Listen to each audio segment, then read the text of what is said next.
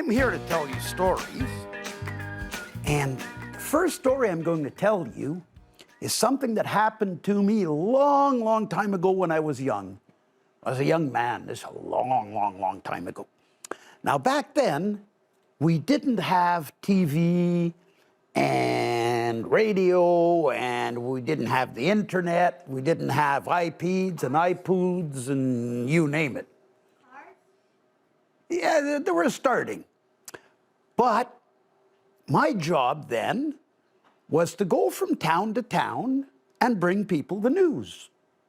So I would leave in the morning with my lunch and I would walk from Orleans to, say, Navan. And did you know Mrs. Smith's cow had twin calves? Or did you know Mr. Leduc's barn burnt down?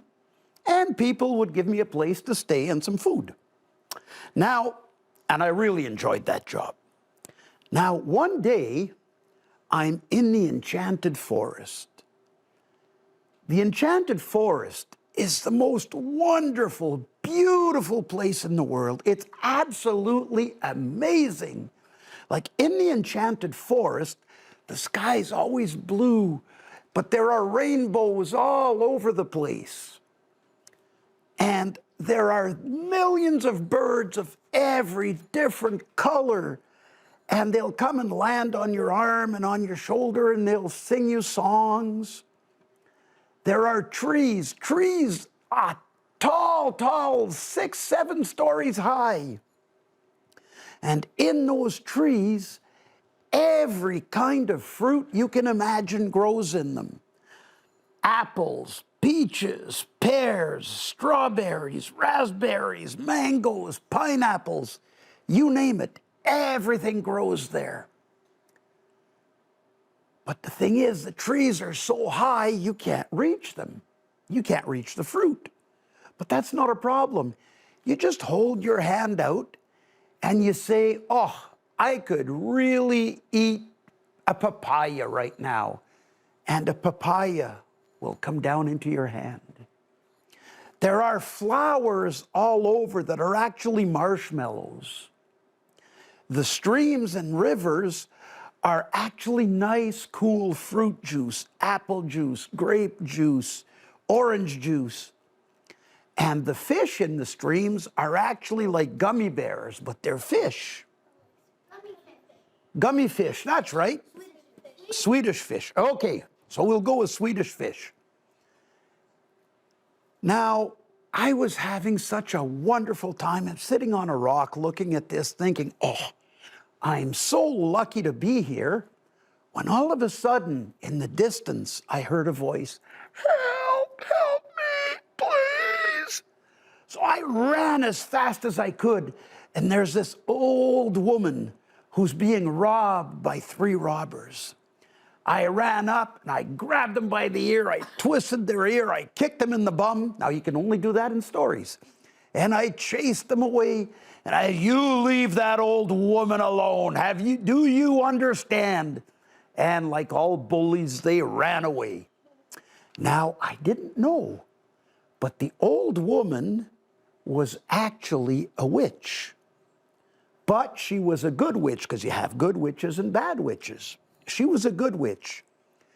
And to thank me for saving her, she gave me this little stone on a gold string. Little stone about that big. And she said, anytime you're in danger, you can use this stone to save your life once. Now, I don't know about you guys, but I didn't really believe in this magic stone. But it was really nice. It was super light, and you could turn it around, and it looked like it changed colors. And the little gold rope was so nice, like very strong, but very light. So I just put the rope around, the chain around my neck, and I forgot about it. And I had it there for years and years and years. Never took it off. I'd wear it in the shower, you name it. Now, several years later, I'm going to this little town, but it was late afternoon, and I was in a really bad area, a place you don't want to be after it gets dark. there's bandits and the bad wolves and all kinds of evil creatures. So I wanted to get to the town before dark. The only way I could do this was to cut through the malevolent forest. Now, the malevolent forest is a horrible, terrible place. The air is polluted, brown, gray. The trees are all dried up and like this, and the roots come out of the ground and they trip you. And there are spiders in the trees, spiders as big as cats, and bats bigger than geese. The stream, a goose. And the streams are all polluted, and there's these mushrooms that grow if you step on them. They smell like a rotten old fart. Oh, terrible, terrible place to be. So I'm going as fast as I can to get out of here. And all of a sudden, I hear whoosh, whoosh, whoosh. This huge dragon lands in a little clearing right near me. He's as long as 3 school buses. Evil, great big spiked ball at the end of his tail. I hide behind one of the trees, and the dragon blows his fire and reduces it to a little handful of ash. So I run behind a great big rock, about the size of this bookcase over there. One swipe of his tail, and he reduces it to sand. Now the dragon's looking at me with a smile on his face. I'm really hungry. How am I gonna eat you? Barbecued?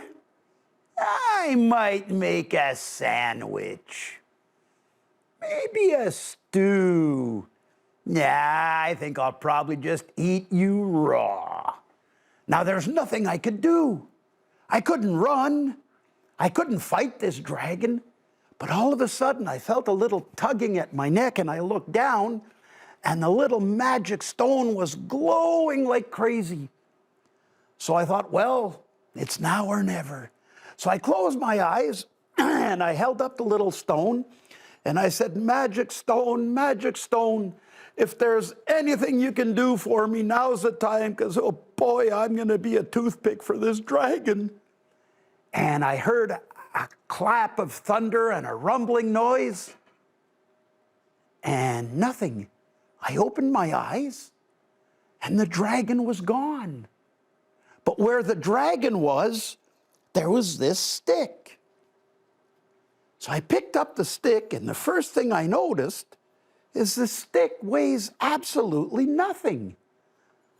Well, there's something magical about that. And I start looking at it, and I can see the dragon's eye.